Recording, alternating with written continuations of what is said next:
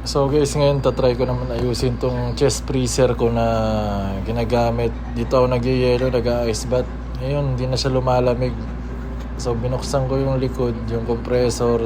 Tinry kong kunin yung relay and OLP guys. Ito yung tinatanggal ko na yan. Yung connection yan sa relay, tsaka yung sa taas, OLP yan. So try ko yung ayusin. Hindi pa ako bihasa sa mga ganito guys, pero nag-aaral ako ng rep and aircon technician guys sa TESDA, kaya meron tayong kunting knowledge para magbuting-ting ng mga ganitong bagay guys. So in God's will, mas lumalim pa yung kaalaman natin sa pag-aaral natin at pag-aayos natin ng mga appliances guys, patungkol sa mga air conditioning guys, specific sa mga aircon and rep guys. So ayan, sinusungkit ko na yung relay niya guys. Ayan o. Ito na yun. And tester natin yan kung buo pa ba o sira na. Ayan. Yung isa pa, OLP guys. Kukunin natin yung OLP. Ito yung relay guys. Malalaman natin kung buo yan. Tester, gagamitan natin ng analog tester. At ito na yung isa guys, yung tinanggal ko. Ito yung overload protector guys, yan OLP. Yan.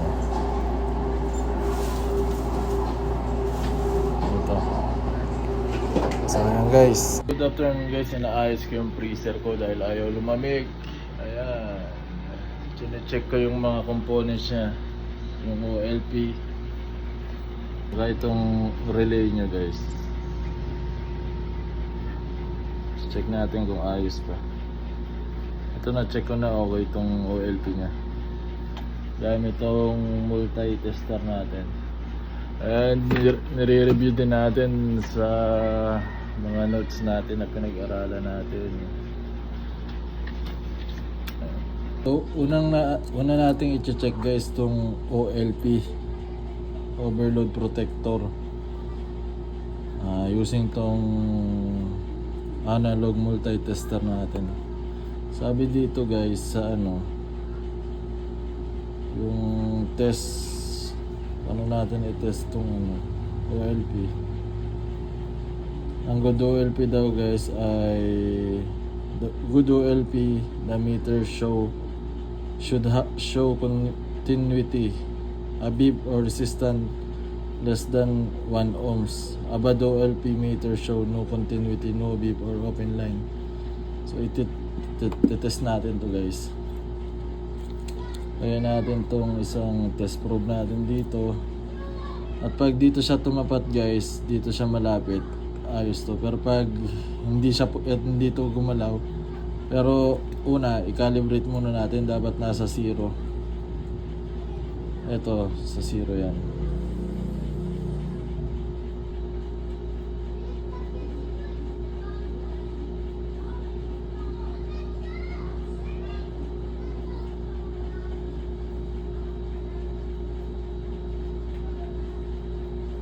Yan guys, 0 na.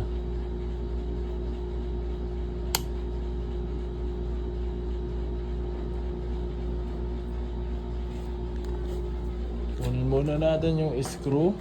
So may screw naman, ilos.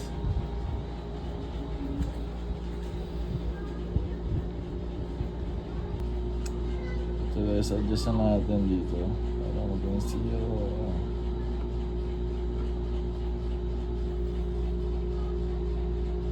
Ayan, nakatapat na sa 0 guys.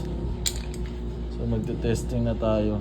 Dapat ulit daw sabi niya ay less than 1 ohms.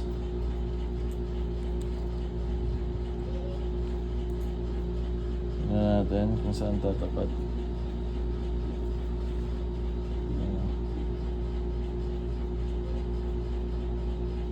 Ayun guys.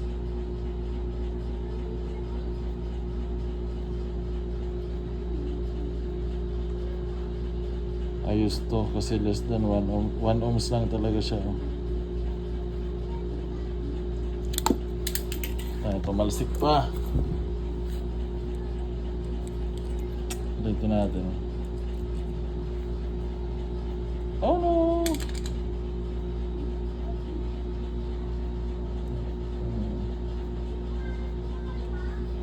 Ano ba?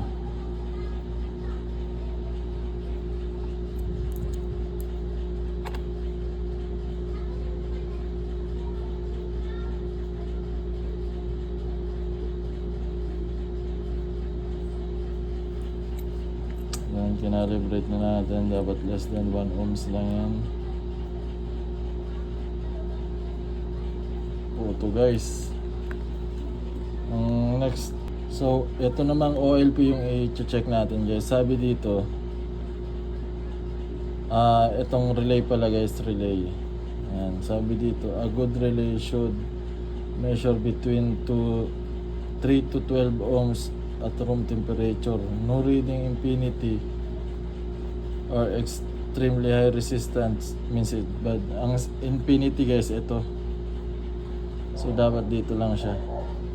12, mga dito lang siya papatak guys. Dito. 12 yung sabi dyan. I-check na natin. Sa dalawang butas. Calibrate muna natin. Dapat nasa 0. Nasa 0. Check na natin guys. Dapat yung tester natin sa 12 lang pupunta. Ayun guys, 10.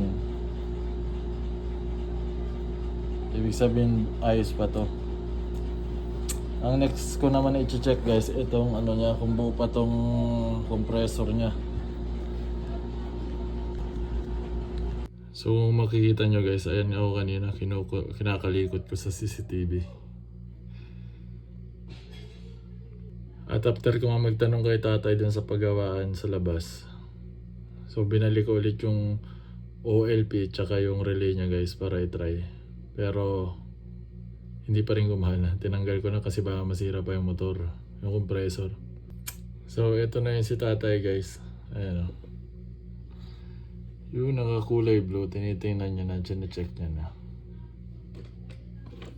I-backward natin ng konti.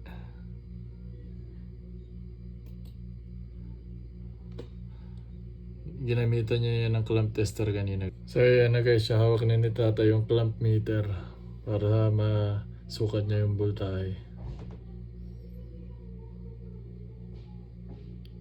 So ayan nga guys. Diyan niya sinukat niya, tinignan niya yung ampere. Gumagana naman yung compressor sabi ni tatay. And nakita ko rin naman gumagana din talaga. So hindi lang daw tumutuloy yung circulation ng preon niya sa loob. Kulang yung supply ng preon, kaya yun, may error siya ng alarm. Hindi kulang yung voltahe na pumapasok doon sa rep natin guys. Hindi niya ma-meet yung specific na voltage na dapat niya gumagana para lumamig yung freezer natin. So ayan guys, dyan na matatapos yung vlog natin. Abangan nyo guys, ako gagawa nyan dun sa shop ni tatay. Ako yung tatrabahuin natin yan. And dyan tayo matututo. And someday, pag wala na ako sa basketball guys, future ano rin yan, God's will, future work, business natin yan guys. Ang rep and air conditioning business. So, see you. Andiyan, kakain muna ng spaghetti. Ito na yung misis.